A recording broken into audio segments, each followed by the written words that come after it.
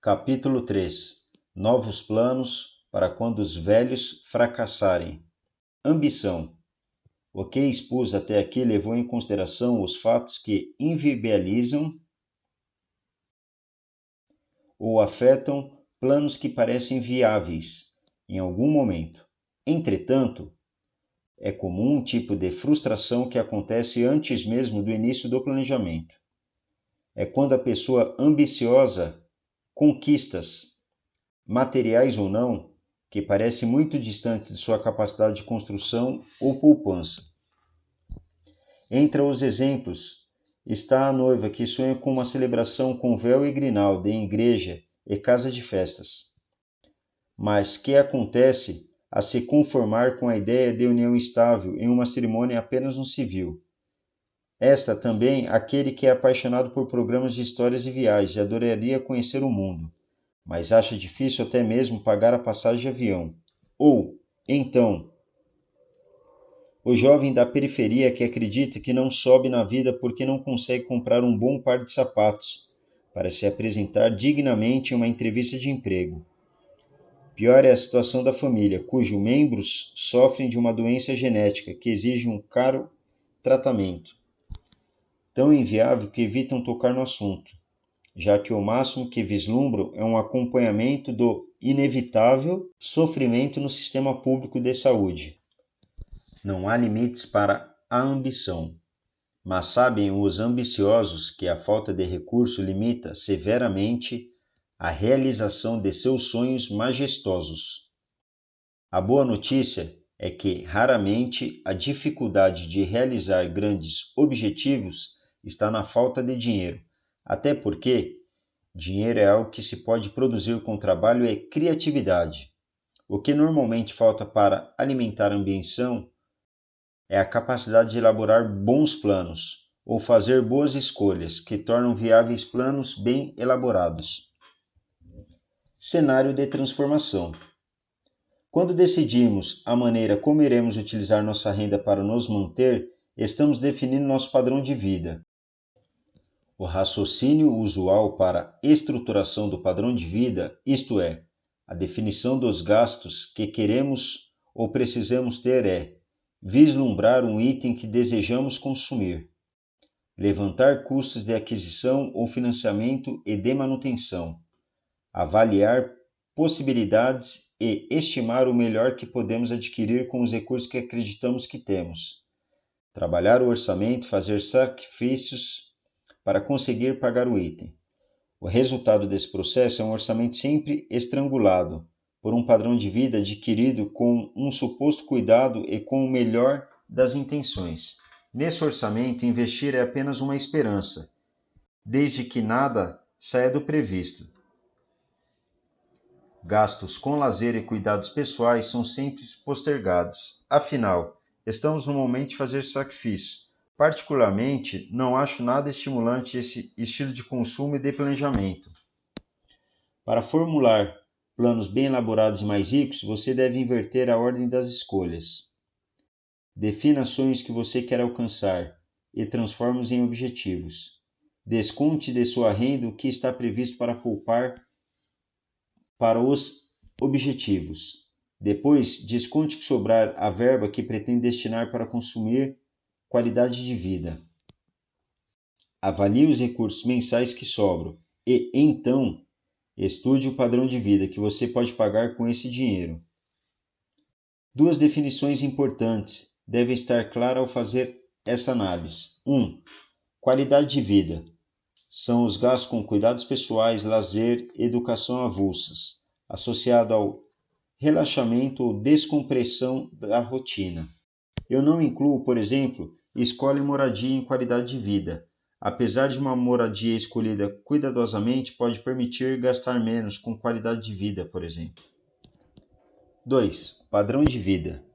São os gastos inevitáveis, porém administráveis e escolhidos, que temos com moradia, que inclui contas de consumo, manutenção e impostos, saúde, educação, transporte, segurança e alimentação. Ao apresentar esse novo modelo, minha sugestão é que você priorize as grandes realizações futuras e as importantes experiências presentes. Forçosamente, isso exigirá que você gaste menos com seu padrão de vida. Nesse ponto da orientação, muitos demonstram sua descrença em relação ao modelo de planejamento proponho. Reduzir o padrão de vida. Como reduzir o padrão de vida quando se mora em uma casa mais simples do bairro? Como comprar um carro mais barato quando se tem 2 filhos e o atual, pequeno, já tem 6 meses de uso? Deve-se abrir mão de um plano de saúde, de um curso de idiomas para o filho, das atividades físicas feitas por orientação médica? Dá para reduzir o padrão de vida quando se mora de favor? Só se gasta com comida e remédios e ainda há dívidas acumuladas? Tenho resposta a esses questionamentos, mas antes de tudo, minha orientação é que você deixe de usar essas perguntas como desculpas para não agir.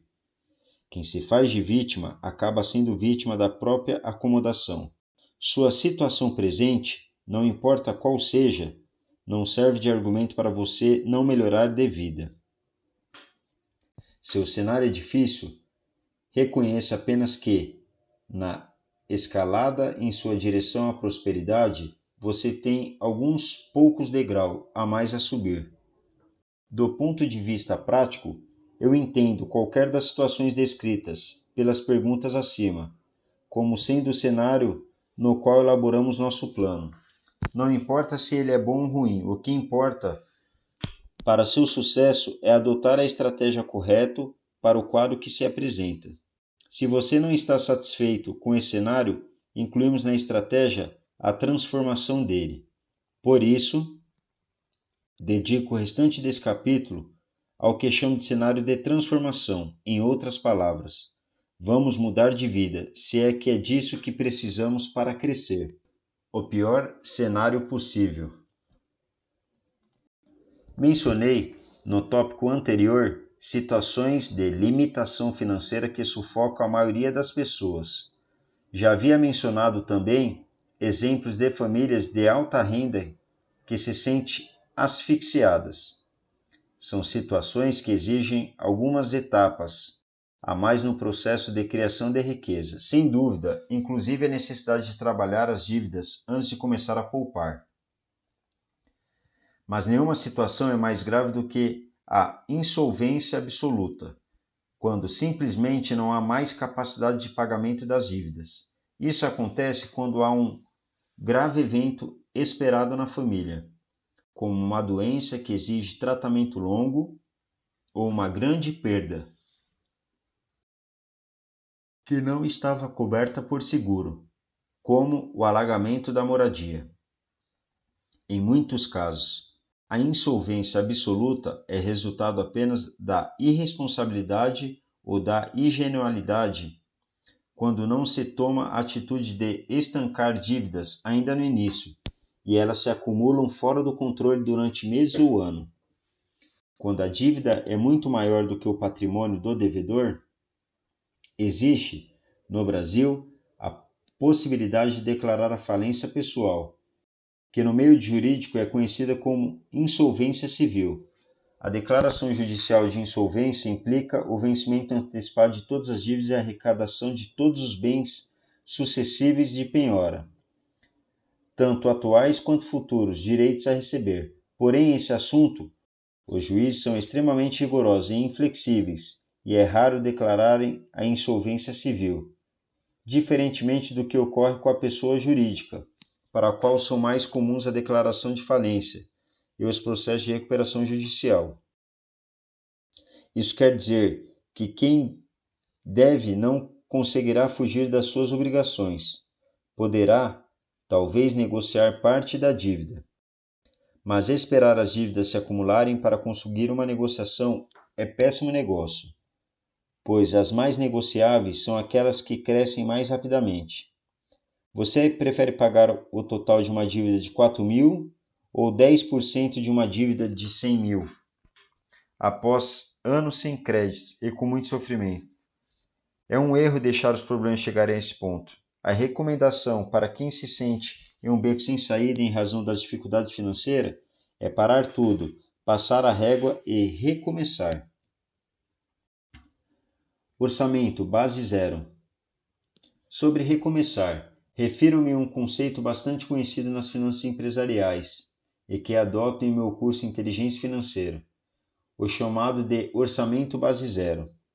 Em uma preparação convencional de orçamento doméstico, é comum usar estratégia como reduzir o aluguel em 5%, aumentar investimentos em 2%, cortar telefonia pela metade. Os esforços de melhoria partem da premissa de que algum ajuste será feito em cima da rotina ou dos hábitos já existentes. A técnica do orçamento base zero consiste em não levar em consideração o padrão de gastos existentes até então. Não importa se você gasta 30% de sua renda com moradia, 20% com transporte ou 25% com saúde ou alimentação. Ignora-se a conhecida situação atual e começa-se o planejamento com a seguinte reflexão: com a renda que possuo, qual seria o padrão de gastos ideal? Esse padrão ideal leva em consideração a ordem inversa de escolhas que sugeri no início do capítulo. Primeiro, grandes objetivos, depois qualidade de vida e, com o que sobra, escolha de padrão de vida. Moradia, transporte, alimentação, saúde e educação. A técnica o convida, portanto, a uma redução de custo de seu padrão de vida, levando em conta que uma vida mais simples é o caminho para uma vida mais rica em experiências presentes e concretizações futuras. Obviamente, não se muda o padrão de vida de um mês para o outro. Há compromissos decorrentes de más escolhas passadas que limitarão nossas decisões por um tempo. Mas os seguintes passos fazem parte de meu plano de enriquecimento para meus alunos. Diagnosticar detalhadamente a situação presente, vida presente. Simular com base zero a situação ideal, vida ideal. Trabalhar diversas técnicas, inclusive negociação, economia e investimento, para conduzir o padrão de gastos da situação presente para o ideal, sem abrir mão da qualidade de vida. É importante que a situação presente seja mapeada minuciosamente para constatar as consequências das más escolhas ou da falta de revisão nas contas. Poucas pessoas percebem que um pacote de assinatura de televisão a cabo de R$ 250 mensais resulta em 3.000 anuais. O que o pacote de telefonia de R$ 99 sai por R$ 1.188 anuais e que pode ser perfeitamente substituído por uma assinatura de internet de custo inferior. Quem hoje precisa realmente fazer chamadas telefônicas para se comunicar? Ao estudar os efeitos cumulativos de nossos pequenos gastos ao longo de um ano, despertamos nossa consciência para a irresponsabilidade de muitas de nossas escolhas. Consciência que gera desconforto, e desconforto gera ação necessária a mudanças. Tentativas conhecidas. Você já deve ter percebido a essa altura que existe um caminho racional para enriquecer. 2. Enriquecer não exige privações em qualidade de vida. 3. É necessário adotar um custo mais baixo nos itens que mais engessam e mais pesam no orçamento. Não são raras pessoas que, focando algum dos elementos desse processo, se esforçam para colocar em prática mudanças. O problema é que, sem olhar o todo, nem sempre toma as melhores decisões. Quem, por exemplo, deixa sua família para buscar trabalho e empreender desbravando terras mais distantes em outro estado ou país, o faz porque percebeu que a vida atual era insustentável. Por isso, partiu para alavancar a vida ideal. A questão é que, muitas vezes, quando consegue acumular boas reservas, se dá conta de que perdeu uma parte importante da história da família e se arrepende. Isso acontece porque a pessoa se esqueceu ou não compreendeu que a qualidade de vida era um fator importante nessa construção. Um exemplo típico é de imigrantes, como os dekazegues, que vão trabalhar temporariamente no Japão, com o objetivo de enviar recursos aos parentes que ficam para trás. Vivendo em situação de carência, quando voltam ao país de origem, trazem uma boa poupança, mas também o sentimento de que envelheceram rápido, em razão do excesso de trabalho e da obsessão por poupar.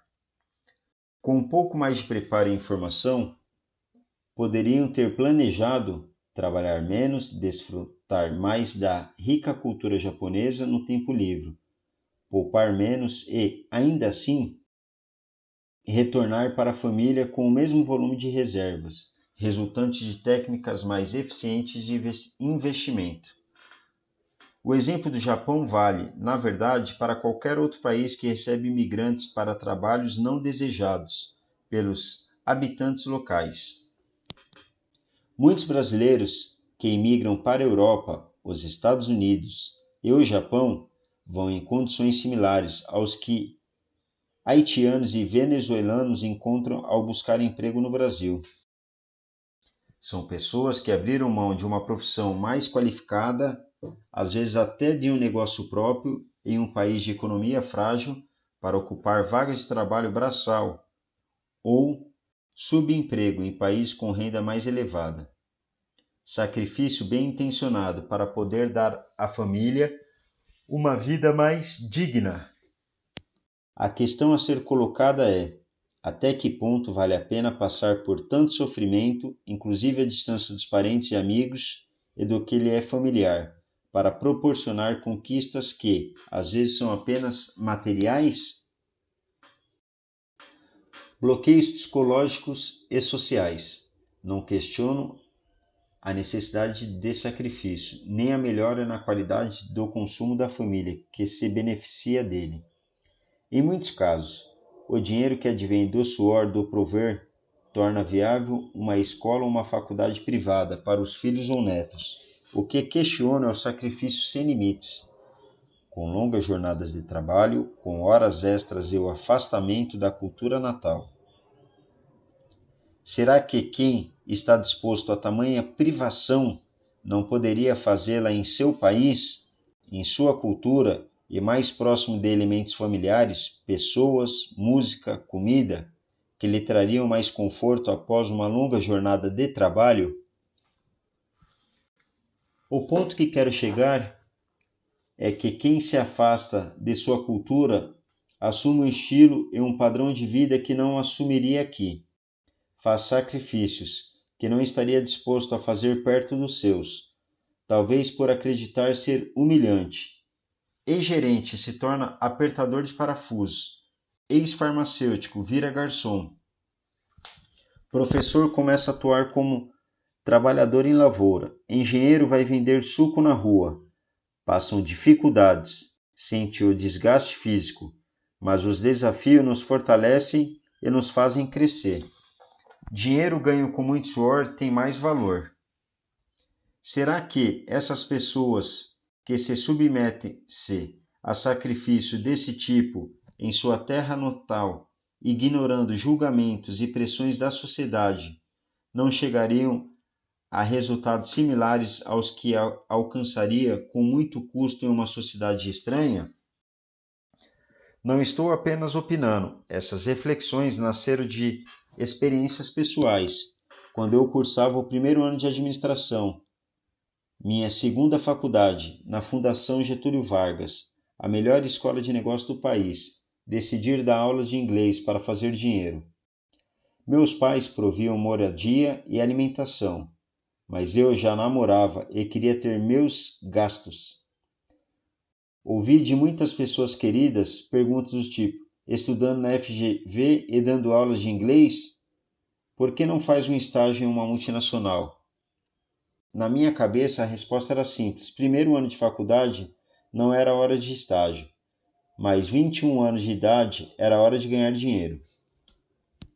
É possível que o desemprego não seja resultado da falta de emprego, mas sim da falta de vontade de trabalhar, ou da humildade de aceitar trabalhar, porque trabalho sempre existe para quem tem capricho e vontade de executar. Estudo e conhecimento ajudam, obviamente, mas são raros os que aproveitam o tempo livre do desemprego para estudar com afinco. Dedicam o tempo à espera de vagas que não existem, enquanto outros estudam para se qualificar para as vagas que existem, conhecimento e certificações. A dificuldade, muitas vezes, é uma construção ou uma desculpa criada por você. É possível que você esteja disposto a fazer sacrifício ou concessões por uma vida mais digna, prazerosa e edificante, porém, não faz isso por pressão daqueles que são importantes para você. Que tal dar um pouco menos de atenção à opinião alheia e mais a seus sentimentos? Sim, eu sei que você tem medo de decepcionar pessoas queridas a curto prazo, mas a médio e longo prazo seus resultados justificarão suas escolhas. Ação de transformação. Não importa qual seja sua condição financeira, seu status, o tamanho de sua dívida ou a gravidade do problema que apareceu em sua vida. Se você tem ou teve sonho e eles parecem inalcançáveis, ou se sua vida se resume a uma sequência triste e sem perspectiva de acordar, comer, trabalhar, dormir, algo precisa ser feito. Uma vida rica pressupõe a realização de sonhos. Se você não está alcançando nada do que sonhou, falta-lhe pelo menos um pouco de agenda para organizar planos e um pouco de coragem para reconhecer as escolhas erradas que fez e mudar de vida. Se não falta coragem e se você se sente pronto para entrar em ação, cuide para tomar a direção certa. Mais importante do que sacrificar horas de sonos e prática de lazer e cuidados pessoais é estabelecer um plano para reduzir o custo do seu padrão de vida. Minha missão neste livro é mostrar que essa redução pode ser feita sem o sentimento de que você está perdendo ou abrindo mão de algo. Minha proposta é lhe apresentar um caminho para uma vida mais rica, e uma vida mais rica significa presente e futuro mais ricos. Qual a sua desculpa para não prosperar? Espero acabar com todas suas objeções. Depois me conte o que achou nas redes sociais. Instagram, Gustavo Cerbasi, Facebook, Gustavo Cerbasi Oficial, YouTube, Gustavo Cerbasi BR, Twitter, G Cerbasi.